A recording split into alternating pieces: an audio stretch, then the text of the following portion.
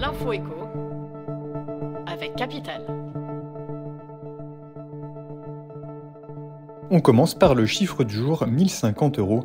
C'est le prix d'une nuit en location touristique à Paris pendant les Jeux Olympiques. À titre de comparaison, le tarif tournait autour des 600 € à la même période l'été dernier. À moins de 8 mois de l'événement, les tarifs continuent de flamber pour les locations type Airbnb dans la capitale et sa proche banlieue. Et les propriétaires parisiens comptent bien profiter des JO pour mettre leurs biens en location. Découvrez les prix délirants atteints par les logements lors des JO. On enchaîne avec la surprise du jour, les trains de nuit font leur retour en France. Embarquer le soir à Paris et arriver au petit matin à Berlin, c'est de nouveau possible.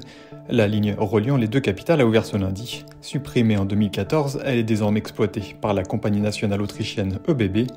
Cette réouverture arrive un jour après le lancement du train de nuit Paris-Aurillac dimanche 10 décembre. Prix, horaire, Capital fait le point sur les avantages de ces trains. On poursuit avec la bonne nouvelle du jour, la baisse des prix tant attendue par les acheteurs est enfin enclenchée. Au troisième trimestre 2023, les tarifs des appartements anciens ont légèrement reculé sur le plan national par rapport au deuxième trimestre. Sur un an, les prix des appartements ont même diminué de 2% selon les notaires de France. Et cette baisse devrait encore s'accentuer sur le dernier trimestre de l'année et le mois de janvier 2024. Et pour terminer, l'info pratique du jour, le service de télécorrection de la déclaration de revenus 2023 a fermé le 6 décembre. Que faire si vous avez fait une erreur ou oublié une information sur votre déclaration? Rassurez-vous, vous pouvez toujours le faire modifier, mais il faudra alors faire une réclamation auprès de la Direction générale des finances publiques, via internet ou par courrier, mode d'emploi sur notre site.